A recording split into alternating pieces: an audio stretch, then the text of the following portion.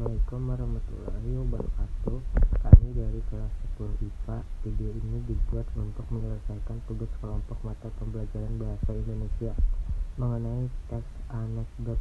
Kami dari kelompok 2 terdiri dari 2 anggota yang masing-masing bekerja sama dalam memenuhi tugas ini. Tapi sebelumnya izinkan kami perkenalkan terlebih dahulu. Saya sendiri Ahmad Firsyah, kemudian ada Zainal Elmi. Perlu diketahui, teks anekdot tidak hanya dibersihkan kisah-kisah cerita lucu semata, melainkan terdapat juga amanat, pesan moral, serta ungkapan tentang suatu kebenaran secara umum. Itulah mengapa jika teks anekdot bisa berfungsi sebagai sindiran atau kritikan dengan sajian berbentuk humor atau lelucon.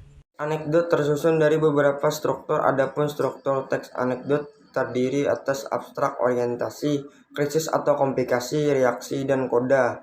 Abstrak merupakan bagian awal teks anekdot yang berfungsi memberikan gambaran tentang isi teks. Pada bagian ini biasanya menunjukkan hal unik yang akan ada dalam teks. Abstrak dapat disebut sebagai tahap pembukaan.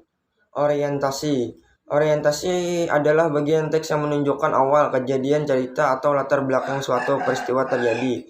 Biasanya penulis bercerita dengan detail di bagian ini. Bagian ini mengarah pada terjadinya suatu krisis, konflik, atau peristiwa utama. Pada bagian ini juga yang menjadi penyebab timbulnya krisis.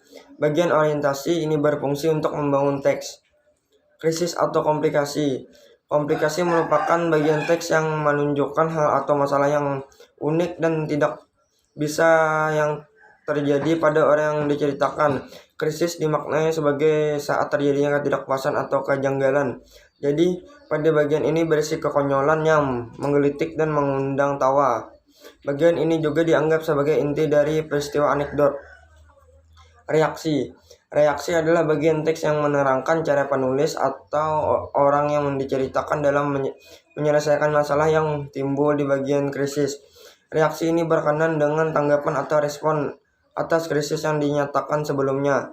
Reaksi dapat berupa sikap mencela atau menertawakan. Bagian ini seringkali mengejutkan.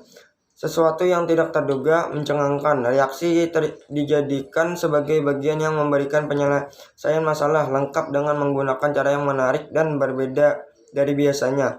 Koda yaitu bagian akhir dari cerita ini. Cerita unik tersebut yang menjelaskan simpulan tentang kejadian yang diceritakan oleh penulis. Kode sama dengan penutup, pertanda berakhirnya cerita. Di dalamnya berisi persetujuan, komentar, atau penjelasan atas maksud dari cerita yang dipaparkan sebelumnya. Keberadaan kode bersifat opsional, yaitu boleh ada atau tidak ada pada sebuah teks anekdot. Sekian dari kami. Wassalamualaikum warahmatullahi wabarakatuh.